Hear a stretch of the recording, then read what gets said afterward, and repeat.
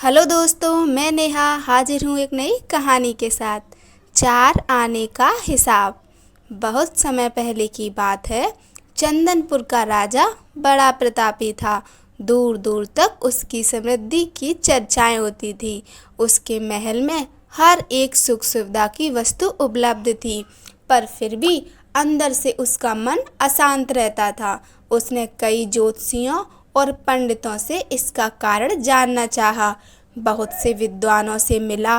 किसी ने कोई अंगूठी पहनाई तो किसी ने यज्ञ कराए, पर फिर भी राजा का दुख दूर नहीं हुआ। उसे शांति नहीं मिली। एक दिन भेष बदलकर राजा अपने राज्य की सैर पर निकला। घूमते घूमते वह एक खेत के निकट से गुजरा। तभी उसकी नज़र एक किसान पर पड़ी। किसान ने फटे पुराने वस्त्र धारण कर रखे थे और वह पेड़ की छांव में बैठकर भोजन कर रहा था। किसान के वस्त्र देख राजा के मन में आया कि वह किसान को कुछ स्वर्ण मुद्राएं दे दे, ताकि उसके जीवन कुछ खुशियाँ आ जाएं। राजा किसान के सम्मुख जाकर बोला, मैं एक राहगीर हूँ। मुझे तुम्हारे खेत पर ये 4 स्वर्ण मुद्राएं गिरी मिली। चूंकि यह खेत तुम्हारा है, इसलिए ये मुद्राएं तुम ही रख लो। किसान, नाना सेठ जी, ये मुद्राएं मेरी नहीं हैं। इसे आप ही रखें या किसी और को दान कर दें। मुझे इनकी कोई आवश्यकता नहीं। किसान की यह प्रतिक्रिया राजा को बड़ी अजीब लगी।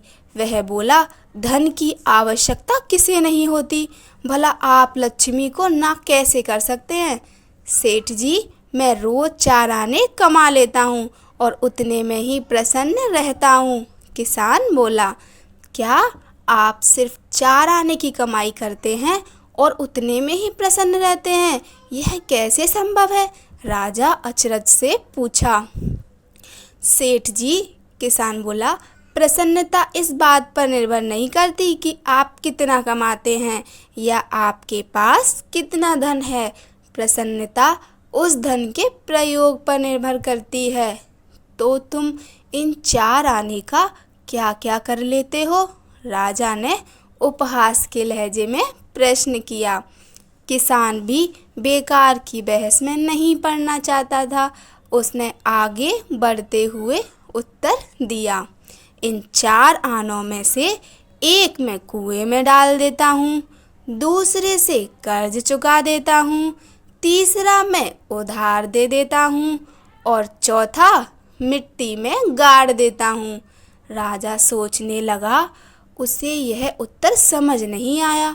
वह किसान से इसका अर्थ पूछना चाहता था, पर वो जा चुका था।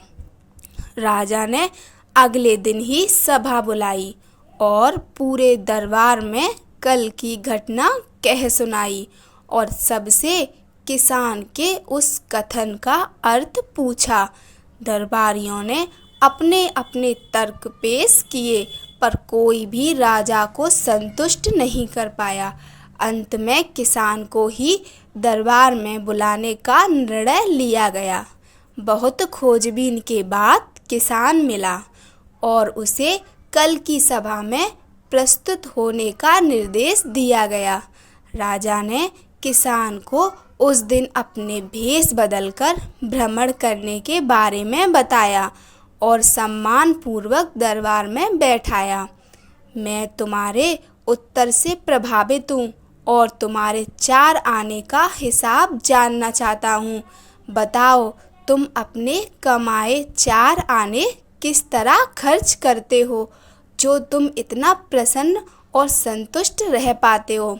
राजा ने प्रश्न किया।